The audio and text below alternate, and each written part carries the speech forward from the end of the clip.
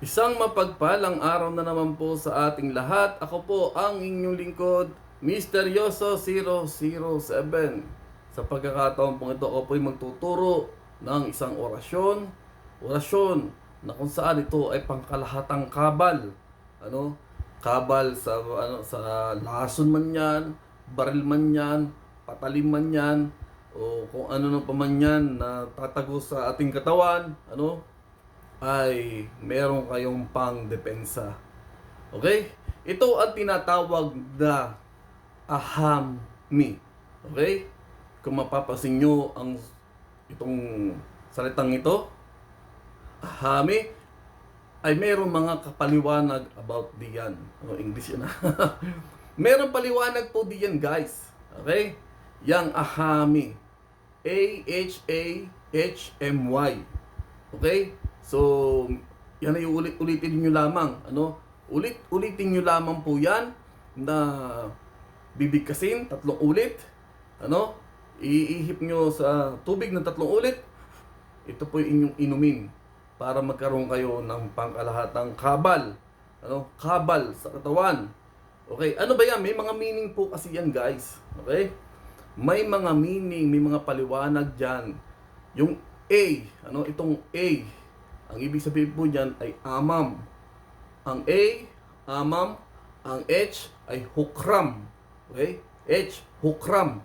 Yung kasunod na A ay ayerikam. Okay? Ayerikam. And then kasunod na H na naman ay huam. Then yung letter M, yung letter M ay mulam. At yung Y ay inam. Okay? So, yan yung mga paliwanag about diyan sa ahami. Okay? So, kapag yan ay inusal mo ng 3 ulit, amam, hukram, ayerikam, huam, mulam, inam. 3 ulit mo uusalin, iano mo sa tubig, inumin ninyo. Okay? So, ano bang ibig sabihin nan? Ang ibig sabihin po ng amam ay walang lason. Okay? Walang lason. Okay? Yung hukram naman, ang ibig po sabihin ng hukram ay punglo. Punglo, yung mga bala ng baril, punglo. Guys? Bala ng baril, punglo. Yung A ay ayerikam. Ang ibig sabihin, patalim. Okay? Patalim ang ibig sabihin nun. Ayerikam, patalim. Yung huam, ang ibig sabihin po naman ng huam ay natatalab. Okay? Sorry guys, umatilay ko. Yung mulam, ang ibig sabihin yun ay sa aking. Okay? Yung inam, katawan. Okay? So, ang ibig sabihin ng inyong orasyon na binibigkas ninyo, yung ahami, walang lason, punglo, patalim, natatalab sa aking katawan. So, yan yung pangkalahatang kabal. So, usalin nyo yan.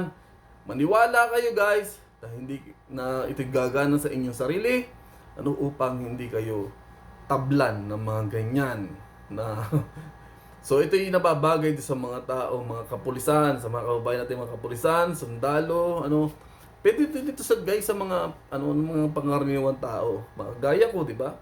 Pangkaraniwang tao, pwede rin ito guys, kasi hindi natin alam ang sa mundo ngayon, marami pong minsan babariling ka na lang, sasaksakin ka, hindi mo alam.